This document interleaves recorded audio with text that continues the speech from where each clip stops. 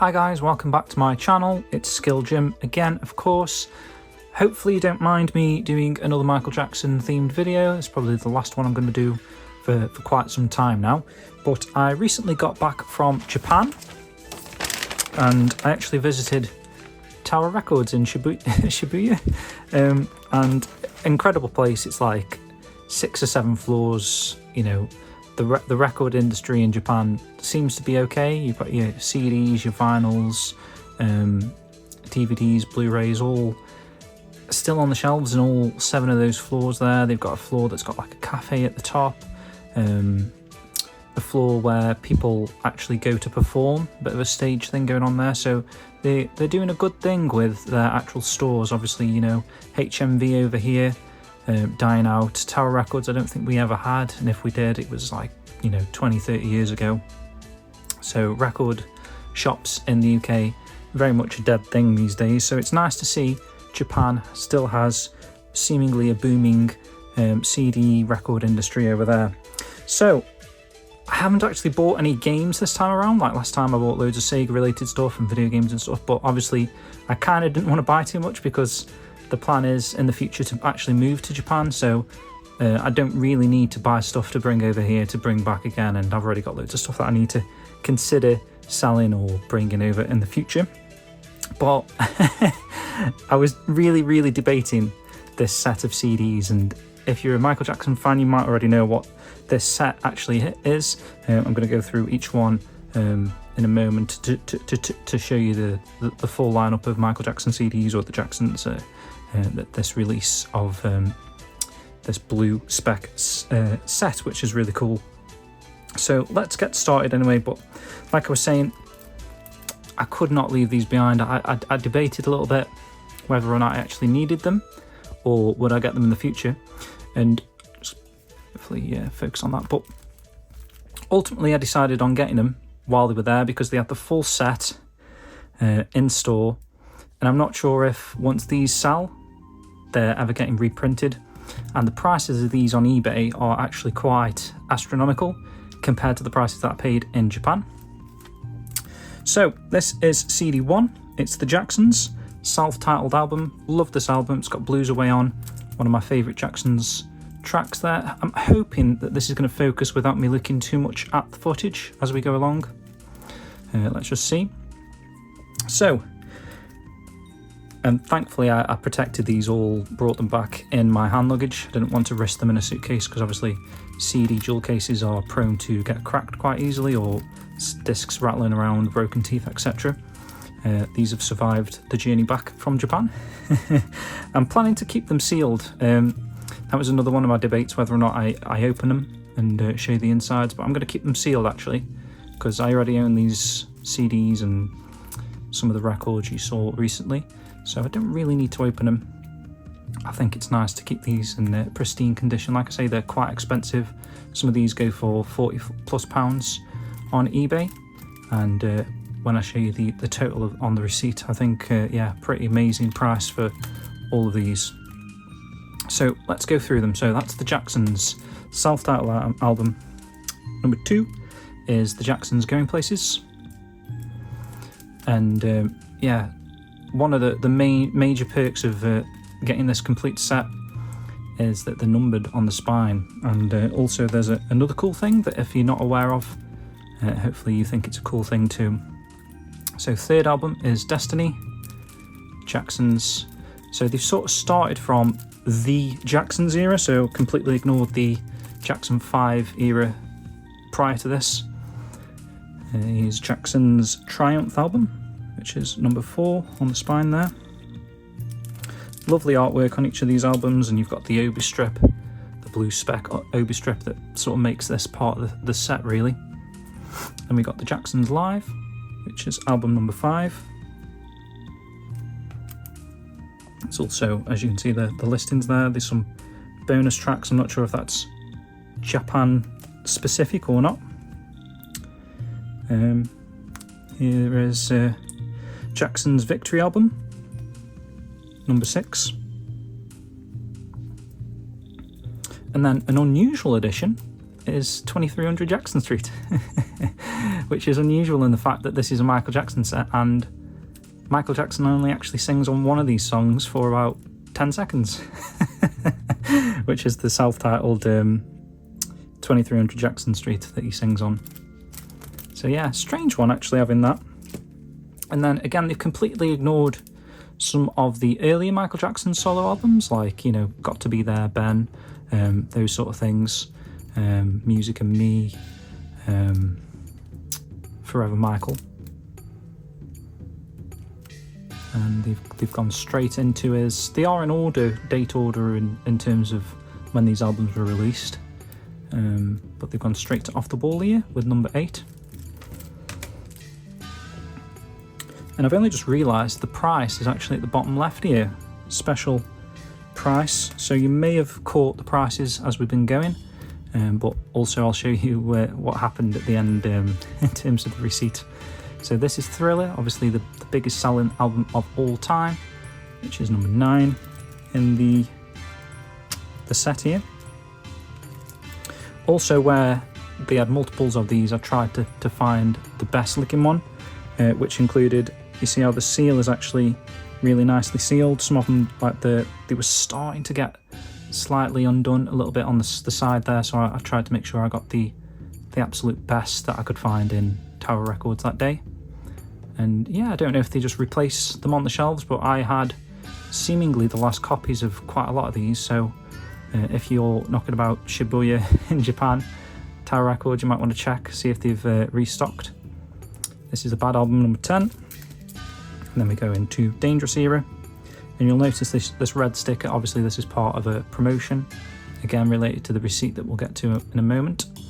So Dangerous number 11, one of my favourite albums. Then we jump to History, which is a double disc, of course. Obviously you've got the sort of the best of Michael Jackson up until this point, which was 1995, and then a brand new album as disc 2. It did do well, this album, from what I remember, but obviously not as well as it could have done because people just thought it was a greatest hits album rather than a brand new Michael Jackson album. Then we got Invincible, which is number 13, and this is the last actually album released prior to Michael Jackson's death. So obviously the last ones here are posthumous, or whatever that word is, albums that Michael Jackson didn't really have a say on too much because he was dead. But yeah, this is number 14. This is it. Kind of just a compilation album, but there is a couple of brand new songs on that. And then we've got the Michael album. Controversial, if you know the story behind that one. 15, and still controversial because this is obviously this was made before they removed the 3 un-Michael tracks off of here, so this is like how it was released originally, with the fake Michael songs on. Then this is Escape, which is a really great album actually if you've not heard this album before. Unfortunately it's just the 1-disc version. It might have the second CD, I'm not too sure if that actually says, or is that just I'm pretty sure if it was a 2-disc one they would have the track listing, whereas that doesn't seem to show that. But if it is this, because it may say it's like 16 tracks there, which does work out. There's like 8 and then 8 of the original demos, which that could be actually let's see if I can read that. So Jackson, Michael Jackson. Oh, that could be the Jacksons and Michael Jackson. So that's expressing the 16 volumes rather than 16 tracks on this. And then that's probably just the ones that were quite close to this release. Some of the later editions, because, yeah, not too sure without actually getting that properly translated. I'm just trying to do it quick. But yeah, that seems to be just a 1-disc of Escape. So yeah, those the remixes, as it was, or as it were, 16. And yeah, so it's a 16 disc collection, really nice, all uniform, all amazing to have in this sealed original state. But one of the really cool aspects of this, and I'm not sure if you'll see the full effect because I've just noticed that obviously some of the promotional red stickers are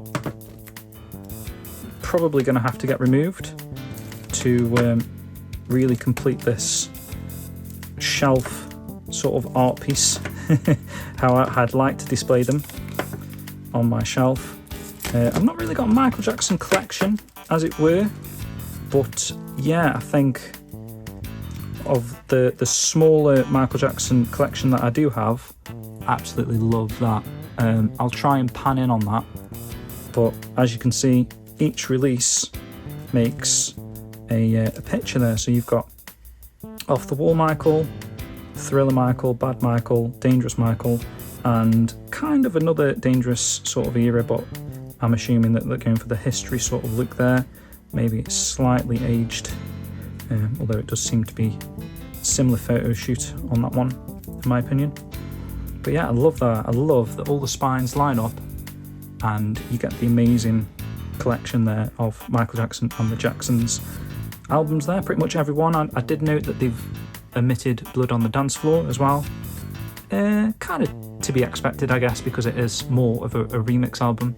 It's got 5 obviously brand new songs and the remaining remixes from the history album, but they pretty much covered everything that you want them to cover there. I probably would have had Blood on the Dance Floor over 2300 Jackson Street, in my opinion. But yeah, really great collection there. Hopefully you've enjoyed seeing that, guys. Got more videos to come. I've got the Nights into Dreams Data Discs vinyl record to unbox at some point, and also the Sonic Origins Plus collector's edition has come while I was away as well. Forget where that was from. Was that Pix and Love? I think it was Pix and Love. So yeah, you can look forward to those videos very soon on this channel. So I actually forgot to talk about the receipt. So this is, hopefully it doesn't reveal anything, I don't think it does. But yeah, this is the receipt for the full 16 set here from Tower Records. So basically why this was such a good deal, obviously you've seen the prices at the bottom left of some of the CDs. Obviously the Jacksons ones were a little bit cheaper, I believe, like 1,600 compared to some of the Michael Jackson ones that were 2,200. I'm not sure if History was more expensive. Let me see if I can do that without it falling down. Yeah, 3,200. So there was some varying prices on these releases. As you noticed, all of them somewhere on the CD had one of those red stickers, which actually meant that if you bought 3 or more with a red sticker on, you get 15% off everything. So all 16 of them instantly 15% off. And then because I'm a tourist in Japan, they have this thing where you can do tax-free if you spend over, I think it is 5,000 yen. You can actually get the tax that they would add on for a regular customer, like a local over there, completely removed. So you might see that, okay, so there was 2 receipts. So what actually happened was I paid with tax 30,712 yen there. So there's actually, I believe, not quite sure how this is worked out. Oh, you can kind of see somewhat of a, that must be the tax there, 2,792. I'm not sure what's going on with, so 12, so maybe only 12 were red stickered, I'm not sure, but it looks like 12 of them had minus 4,224 yen, which is probably 15% of 12. I'm not clued up on the math there, but ultimately all 16 came to 30,712. And then she refunded me the tax, so it actually cost me 27,920 yen. So if you put 28,000 into a currency converter into pounds, I think it came out to about 140 pounds, which is insane. Like I say, some of these on their own are on eBay for like 40 odd quid. So 16, you know, average of 40, let's say average of £30 per CD here. I haven't actually checked the eBay listings for every single one, but just on that alone, you're talking nearly £500, aren't you? I think, if not over, because you've got 300 times 10, and then say by 5 is 150. So, and then plus the extra one, yeah, you're talking nearly £500 there, possibly if you were to pick these up on eBay imported. But obviously I was actually in the country. I managed to get them for kind of a third of that price, which is amazing, if not less. Again, I'm not really doing the math off the top of my head there, but £140 for 16 CDs, that's like 8 quid a CD kind of, which is insane for these Blu-spec, completely sealed as well. A lot of the ones on eBay are even used unsealed. So to get the full set there, complete the collection there, I thought I may as well get them while I was there, just in case, you know, by the time I get to actually move to Japan, the country, maybe it's hard to find these. Probably not, but I just assumed that maybe once these have sold, I'm not sure if they're reprinting these Blu-spec versions, or maybe just a basic basic version of these Michael Jackson albums. Maybe these were just like a one and done sort of thing. So they had all 16. I thought, go on, I'll risk it. I'll buy all 16, wrap them, bring them back in my hand luggage, and yeah, in the future we can take them back to Japan. So yeah, really cool stuff, guys. Hopefully you've enjoyed that. Thanks very much for your support, guys. Thanks for watching. I have literally just got YouTube partnership, I believe, you know, with the monetization and that sort of stuff. So nice that actually this channel has reached that point, because I think it needed like at least 1,000 subscribers, and then it needed so many watched minutes and stuff. Quite a hard sort of thing to actually attain for a channel of my size, and sort of the video, I'm not doing like daily videos or weekly videos. I just sort of just put shit out when I get something in that I feel is like worth making a video of. So awesome that you guys have sort of subscribed, got me over that sort of mark, and then also watched enough of my videos. You know, you not just watched the first 20 seconds and thought, oh, this is shit, turned it off. You've actually watched quite a lot of the video, which I do appreciate, because then that all gets stacked up in the YouTube stats and whatnot, and allowed me to become a YouTube partner. So yeah, it's pretty cool. Obviously going to get, you know, pennies at least until like I'm a million subscriber YouTube channel or whatever, but it's just cool to have reached that point.